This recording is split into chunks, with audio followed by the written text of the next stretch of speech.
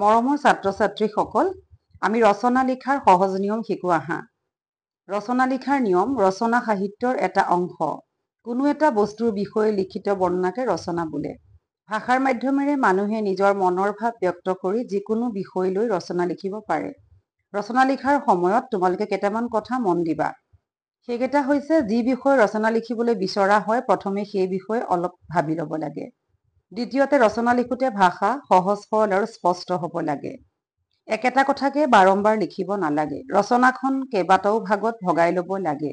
মূল বিষয়বস্তুৰ সৈতে সম্বন্ধ নথকা কোনো কথা লিখিব নালাগে। সাধাৰণতে ৰচনাখনক 3টা ভাগত ভগাই ল'ব পাৰি: পৰিচয়, বিষয়বস্তু আৰু সমাপ্তি। ৰচনা বৰ দীঘল বা চুটি হ'ব নালাগে। ৰচনাৰ বিষয়বস্তুটো বুজি লৈ মূল কথাকেইটা জুকিয়াই ল'ব লাগে।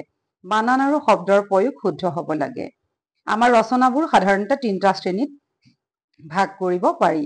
যেনে ডেছক্ৰিপটিভ বৰ্ণনামূলক, উদ্ভিদ, প্ৰাণী, প্ৰকৃতি, পদাৰ্থ আদিৰ ঠাই আদি ৰচনাক এই শ্ৰেণীৰ অন্তৰ্ভুক্ত কৰা হয়।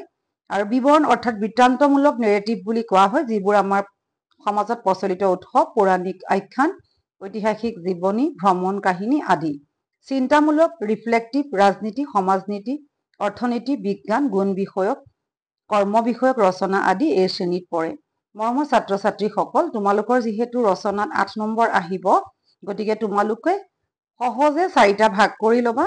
আৰম্ভণি আৰু তোমালোকৰ সমাপ্তি থাকিব। মাজত তোমালোকে বিষয়বস্তু আৰু তোমালোকে তাৰ লগত মিল যোৱাকে উপকাৰ বা অপকাৰ এনেকুৱা এটা ভাগ কৰি মুঠ 4টা ভাগত ভগাই ল'বা।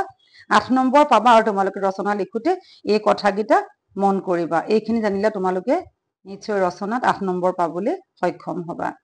ভিডিঅ'টো তোমালোকে ভাল লাগিলে লাইক কৰিবা, শ্বেয়াৰ কৰিবা, ছাবস্ক্ৰাইব কৰিব নাপাহৰিবা। ধন্যবাদ।